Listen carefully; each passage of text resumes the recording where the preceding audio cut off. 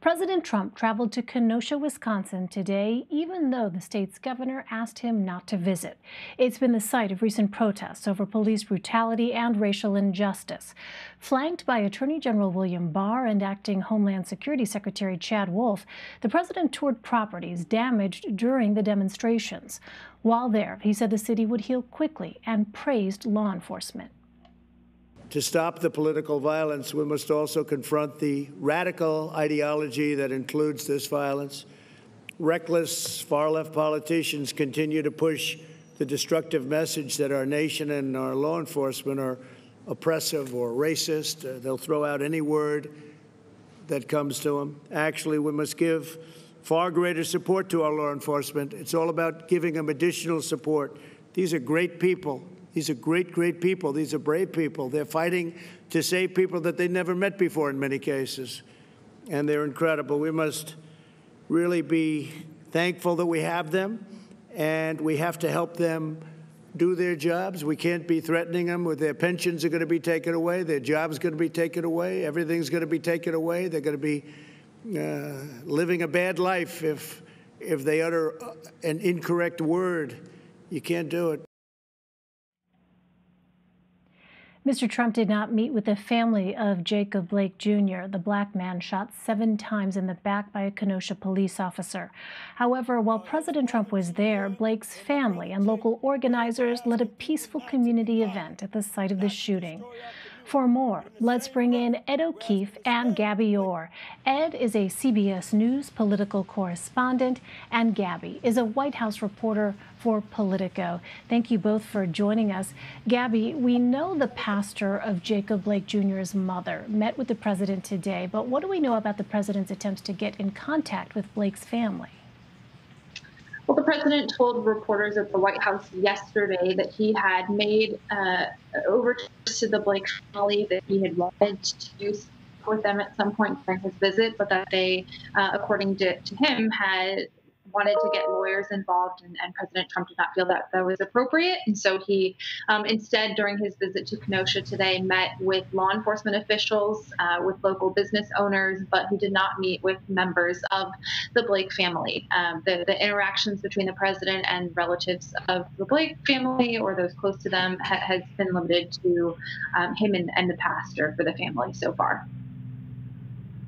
And Gabby, why was Attorney General Barr on this trip? It's a great question. Presumably because the president wants to use this opportunity to communicate his campaign message of law and order, and bringing the nation's attorney general with him is one way to accomplish that. Bill Barr did give remarks of his own during the visit to Kenosha, in which he said that this entire response to the shooting of Jacob Blake has been manipulated and overrun by radical anarchists. It was very much aligned with the rhetoric that you heard during the Republican convention last week from the Trump campaign and from the president himself, as he looks to contrast his approach to some of the riots, the looting, the protests that have not been peaceful, with the approach of Vice President Joe Biden. Well, Ed, the Trump campaign said in a statement that President Trump was bringing a push for peace to Kenosha, and that Joe Biden's, quote, soft spot for rioters, end quote, is on full display. That's a reference to Joe Biden's speech yesterday, where he posed the question, do I look like a radical socialist with a soft spot for rioters? But Ed, as we watch events continue to develop out of Wisconsin, remind us how important that state is to both of their campaigns.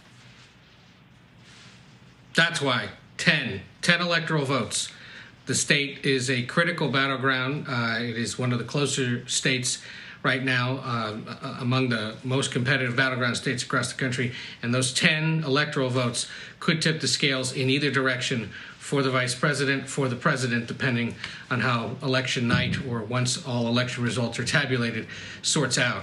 Remember, of course, it went narrowly for the president in 2016. Democrats would like to get it back. That was partly why they were planning on having their convention in the state this summer. That didn't happen, of course. Biden hasn't been to Wisconsin in, I believe, more than 600 days, as the Trump campaign tallies it. and there is pressure for him to perhaps show up and do that. But it is a critical spot. And not only Wisconsin, of course, but also the Trump campaign believes they can win Minnesota, and the Biden campaign is putting more resources into that state. Michigan looks to be headed back towards Democrats, but Democrats there remain skittish about the possibility that all this discussion of law and order could potentially tip the scales back in the direction of the president. And Pennsylvania, these kinds of industrial Rust Belt states that had traditionally voted Democrat that the president has put into play, remain the focus of both campaigns. And it's, you look in these closing 63 days at where these two candidates are going to put their time, put their money, put their advertising dollars. Wisconsin's certainly one of them.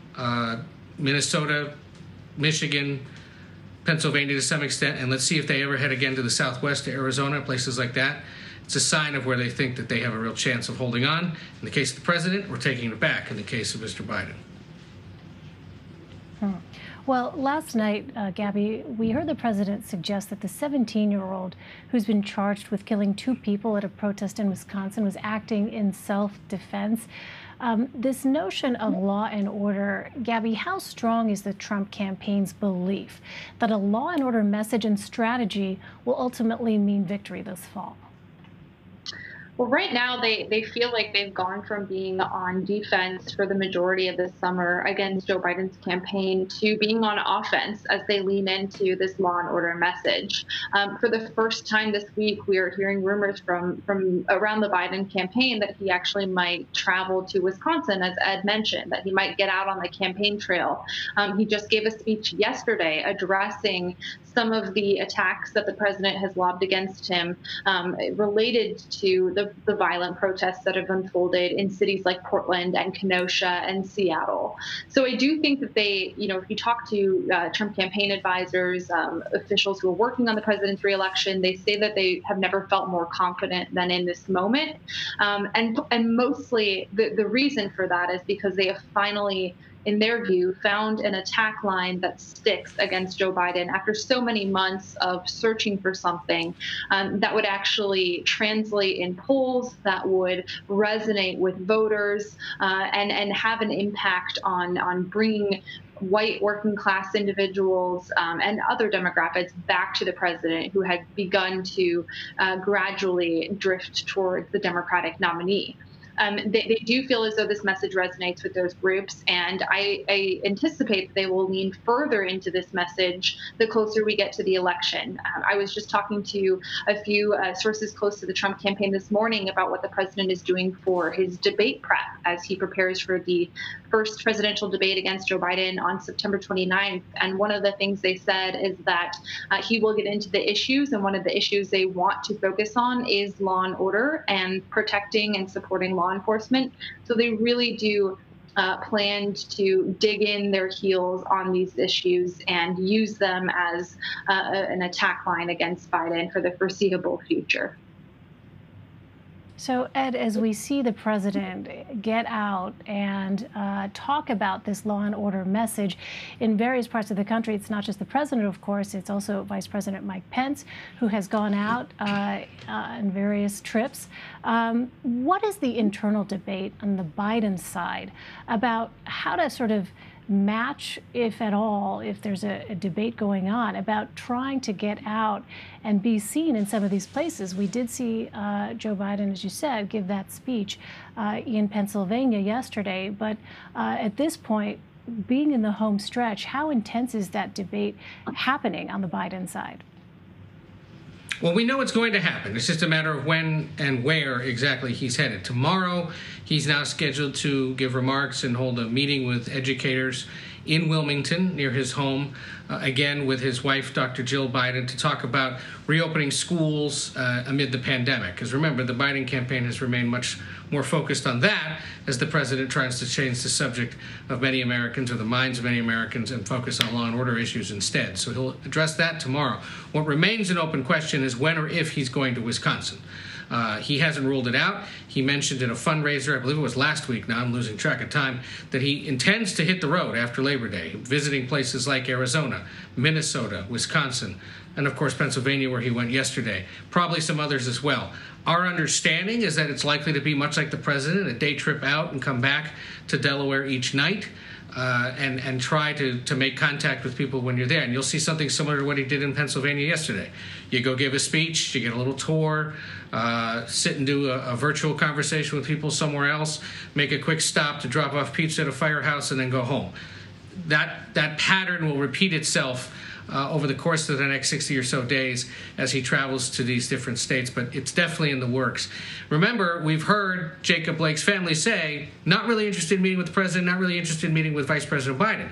Biden and Senator Harris called the Blake family and spoke with them shortly after Mr. Blake was shot. They said they had a nice conversation with him, but there's a belief and a sensitivity to the fact that all of this is a distraction to the community and can whip up emotions yet again in a way that isn't helpful necessarily to local leaders once the circus essentially leaves town. So we'll see if and when Biden goes to Wisconsin and where exactly he goes. Does he go to Kenosha? Does he go to Milwaukee? Does he go to some other part of the state to visit with supporters?